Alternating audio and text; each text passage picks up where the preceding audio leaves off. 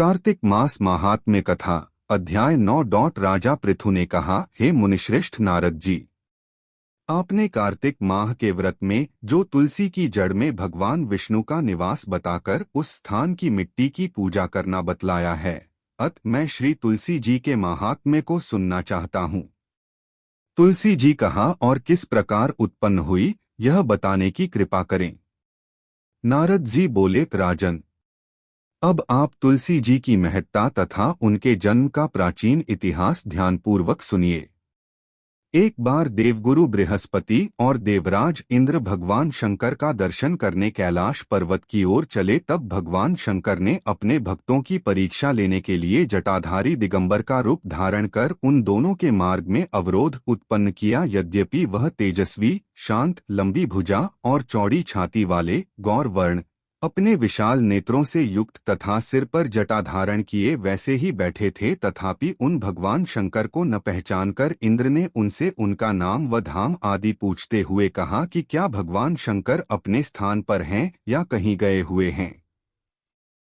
इस पर तपस्वी रूप भगवान शिव कुछ नहीं बोले।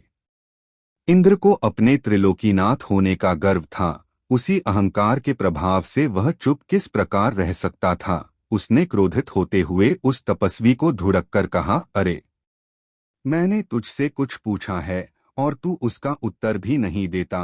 मैं अभी तुझ पर वज्र का प्रहार करता हूँ, फिर देखता हूँ कि कौन तुझ दुर्मति की रक्षा करता है।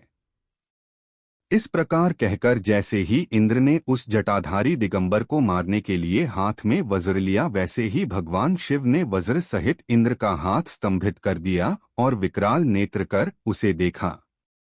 उस समय ऐसा प्रतीत हो रहा था कि वह दिगंबर प्रज्वलित हो उठा है और वह अपने तेज से जला देगा।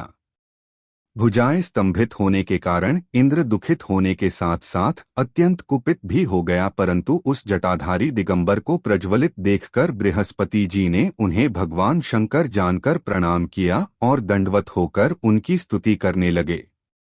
बृहस्पति भगवान शंकर से कहने लगे, हे दीनानाथ, हे महादेव, आप अपने क्रोध को शांत कर लीजिए और इंद्र के इस अपराध को क्षमा कीजिए।